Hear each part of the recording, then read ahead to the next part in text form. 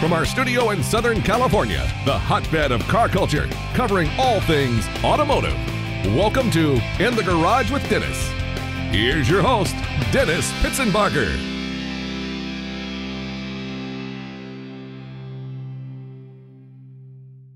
Welcome, everybody, to In the Garage. Our first show is right here in front of you. The reason for doing this is because I want to let you have some fun with me and my form of automotive tomfoolery. We're going to do everything from test new and old cars to go to our friends' shops, everything from gasser builds to brand new shop builds. It's all going to be right here, right now. We're going to have a ton of fun and let you come along for the ride. Now, this is the best part. You can be part of the program. Go to inthegaragewithdennis.com and check out the website. You can find our Facebook and Twitter pages and certainly be part of the family that is the In Garage family.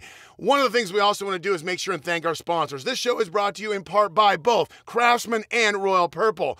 Now, today's show is going to be something that I'm going to hold near and dear to my heart. Why? Because Big Daddy Ed Roth is going to be emulated with our friends over at GAS, Galpin Auto Sports, and my friend Dave is going to give you a little tour of what those cars mean to him and his recreations and relevance of what those cars have done for so many decades. And after that, gassers. That's right, gasser cars is something I love. Nose in the front, big shifts, big power, and a lot of fun. If you get a chance, one more time, go to inthegaragewithdennis.com and we'll have some fun. But really quickly, before we get started, we're going to give you a little tidbit from one of our sponsors. Royal Purple high-performance street motor oil is recommended for vehicles no longer under manufacturer warranty and for those seeking a higher level of performance and protection. HPS outperforms leading synthetics and conventional lubricants for both diesel and gasoline engines and is fortified with high levels of zinc phosphorus, anti-wear additives, and Royal Purple's own Synerlic additive technology. HPS for maximum performance, improved performance, and better efficiency. But guess what, boys and girls? Grab your belts, pull them tight.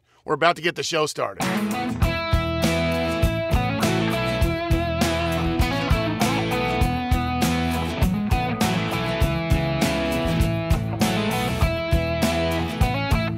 Welcome, everyone, to the Galpin Auto Sports Museum, one of the best private collections you'll ever see. I'm going to get my friend Dave Shutton here to talk about some of these beautiful cars. Let's go take a peek. Come on, Dave.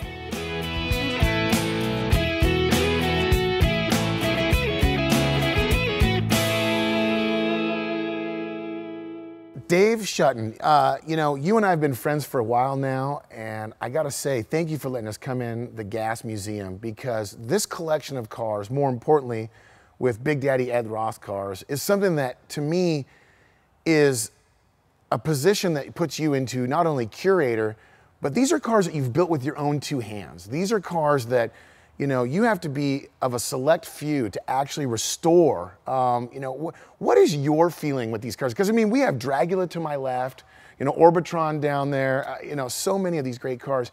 What do they mean to you? Well, I have a huge personal vested interest in all these cars, you know, whether it's the Mysterian, you know, that I recreated, or the Orbitron that I restored, or any of this stuff. It's just a huge responsibility, I think, to make sure that they're done right, and then after they're done right, that they're taken care of properly and preserved so they last, and we're not having to replicate something that was already replicated again because it keeps breaking or whatever. How do you take on a task like that? Because these cars, you know, there's really no documentation. There isn't a build sheet sitting underneath the back seat. What kind of work, or what kind of, you know, I guess, again, you have to take another job on, a historian, to find out how to make these cars truly correct as you either recreate them or, in some cases like Orbitron, you know, restore them. You're 100% right. The biggest challenge in doing any of these cars is, first you have to know what was available at the time. So I have a retarded collection of vintage catalogs and magazines and stuff, and you can pretty much pinpoint when something came into production in the aftermarket industry, when it went away, you know, what was used, who made what, blah, blah, blah. You know, between that and just a whole bunch of like-minded friends, you know, all over the US and even some abroad, who hoard all this eclectic crap that I use to put all this stuff back together, that's how we do it. What has been the biggest hurdle to overcome on any of these cars?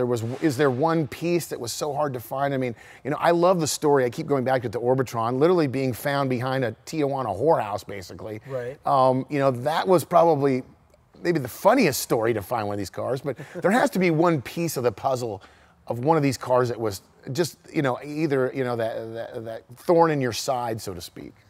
With Orbitron, the hardest part of the entire build was finding the television that went inside the car. Because that's something, that when you look back through the evolution of electronics and all that stuff, the little micro TVs and stuff just came in and went out so fast, and nobody cared, and they just threw them away, and we went on to the next thing.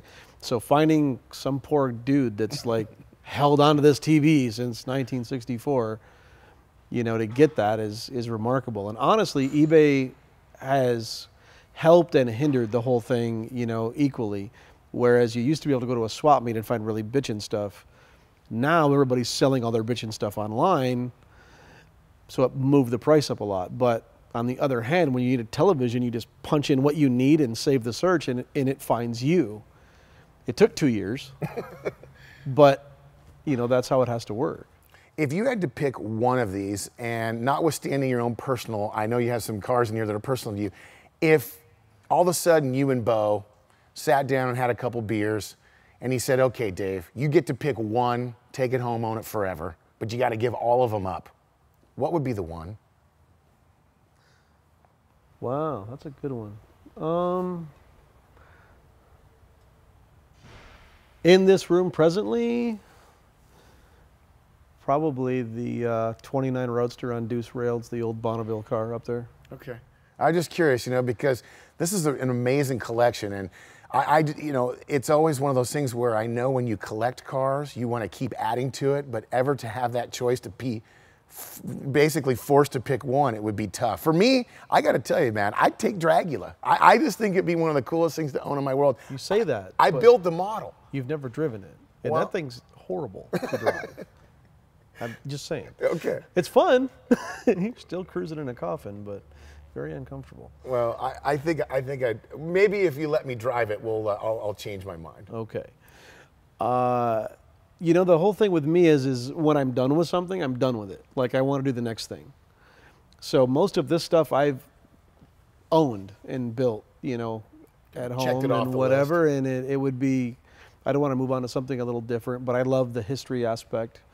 The little Ford up there held 13 world land speed records in the 50s. Yeah, I saw the very SCTA fast little stuff. car. Yeah, it's pretty neat. What is next for you, Build, as far as either personally or for the collection? What's next for you? For the collection and for the owners here, Bo and Bert, I'm going to be replicating the once Galpin sponsored pickup wheel stander out of a 65 Econoline truck. So that's going to begin in a couple of days. Should take 3-4 months to do. It ought to be pretty fun. And we'll have to get it now. Since I missed all the test driving for these, will you take me for a hit in one of those? Absolutely. That's easy. That's fun. That's easy. I intend on doing wheelies on Roscoe. We'll see how that goes. Well, we'll have to come back In the Garage and make sure we get a shot of that. Dave Shutton, as always, thank you so much for coming by and spending time with us. I look forward to my ride in that wheel stander, because we do love Wheel Stand Wednesdays. But we're going to move on and have a little fun with Steve in a gasser and see if I can survive. All right, everybody, the best thing you can do in this show is put your hand up, get it on the shifter, grab a gear, and go into another topic. And I've got my friend Steve Carpenter with me to talk about gassers. And if you know me, and you're going to know me more and more, you know that this is probably one of the coolest chapters in hot rodding there is. And Steve, first off, welcome to the program, man. Nice to see you. I know you don't recognize me. Nobody does. That's with the all beard. Right. You look like George Clooney's coming around. I like that. I'll take it. Gassers. I know they have a special place in your heart. This is the Galpin Gasser 3, but I know you and I've seen you build a lot of cars, but give me your background and your take on gassers and what they mean to you. Well, two things. My whole life I've been in the hot rodding business, family, second generation. But when I grew up, my father used to take me to races, and he always bought me those Rat Fink t-shirts with these monsters coming out of the cars. The gassers, when I was wanting to build the first gasser, that was the first time I thought, I can make a car like I was a kid. Because when you're a kid, you always want something nowadays. I can afford it. Let's build it. Yeah. The gassers are there. They're monsters. They're crazy. They're Hot Wheels. They're everything in one. Well, they're cartoons. You right. even said it. To you, they're a cartoon on wheels, and you can drive them. Gassers are interesting because most people don't understand why it sits up so high. And back in the late 50s and the 60s, when they were drag racing, they thought they stuck the front end up high, of course, it transfers the weight quicker so they could get the traction. Well, what happens on the drag strip always translates to the street. So whatever's, you know, even nowadays, what they do on the racing track, people want their street cars to look that way. That's why there's wide bodies and there's Trans Am looking cars. That's why there's Pro Street. Oh, sure. Race on Sunday, sell on Monday. Right, and so the gassers is the same thing to me, and I just love them to death because they're just about as fun as you could possibly have trying to drive them. Because when I say try to drive them, trust me, if you want to do them correct, like this one is, all period correct with the old straight axle from the F100, yeah, they're a handful, but let me tell you something, that's exciting. Well, we're going to get to a drive in a second, but I want to talk about the history of this car because you bought it sight unseen. Yes. And, you know, I'm not knocking your shopping choices, but, you know, you kind of got yourself into a little bit of a wicket there. Yeah, after my second gasser, I had itching to build a Ford gasser. And I really wanted to build a 57, and I found one on eBay, and it was on the eBay for 30 minutes. And it was like, buy it now, and I saw a picture of it, and it was just looking right. Boom, I bought it.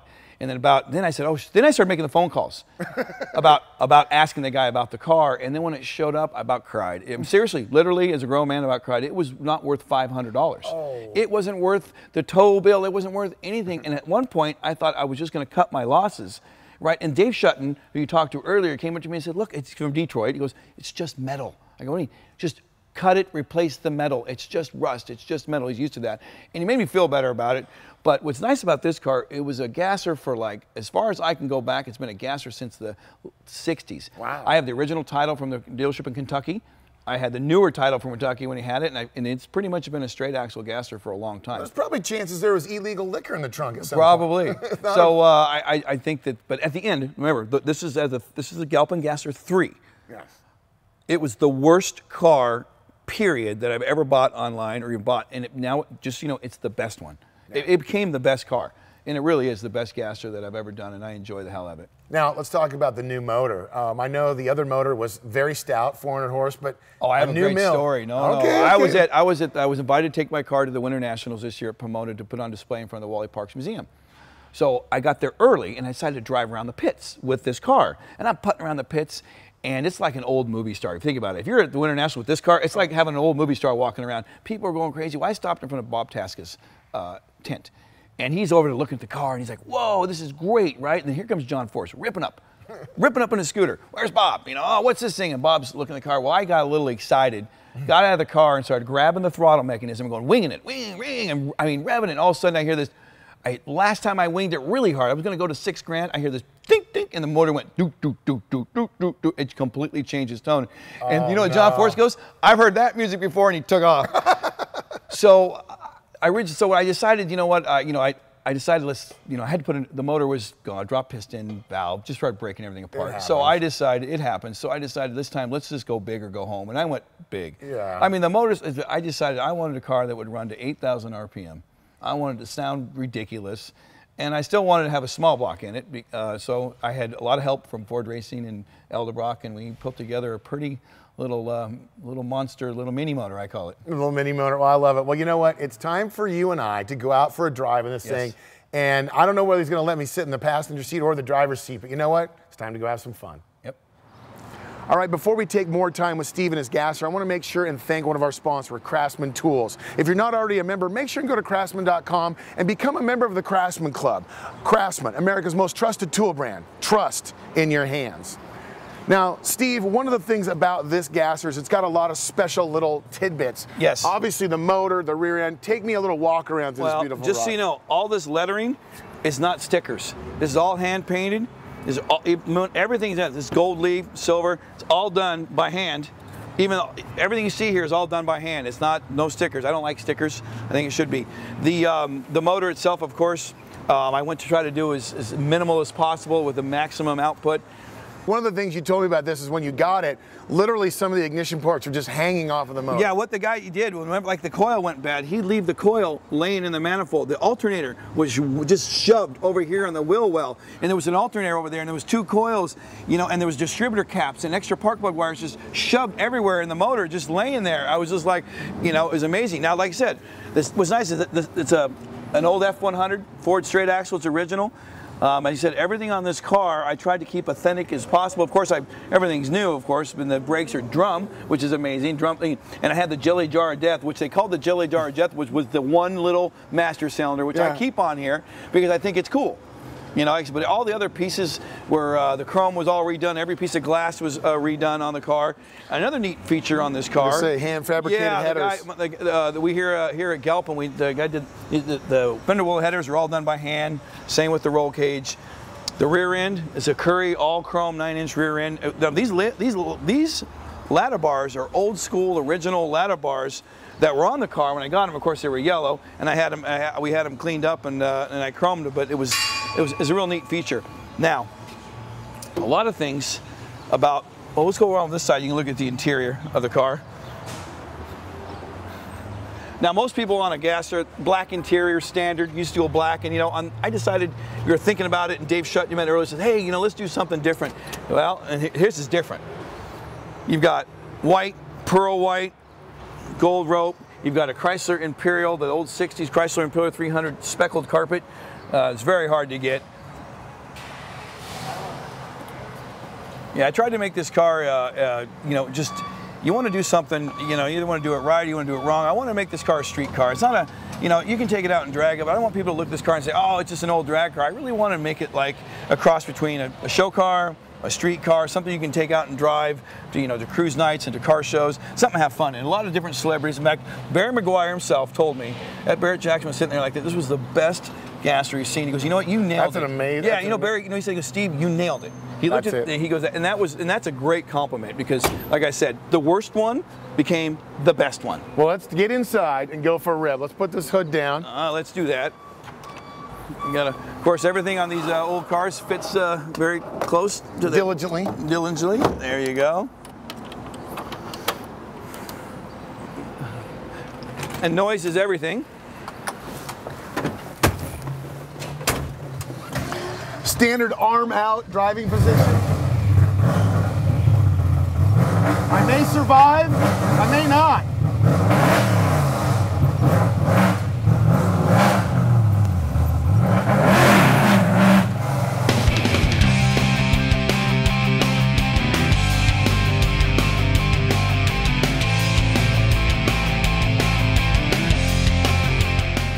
All right, thanks everybody for stopping by for this episode of In the Garage. We want to definitely thank Dave Schutt and of course Steve Carpenter and everybody here letting us have some fun, including this car here. We want to make sure and say thanks also to Royal Purple and to Craftsman and everyone out there watching the videos. We'll see you in the next one.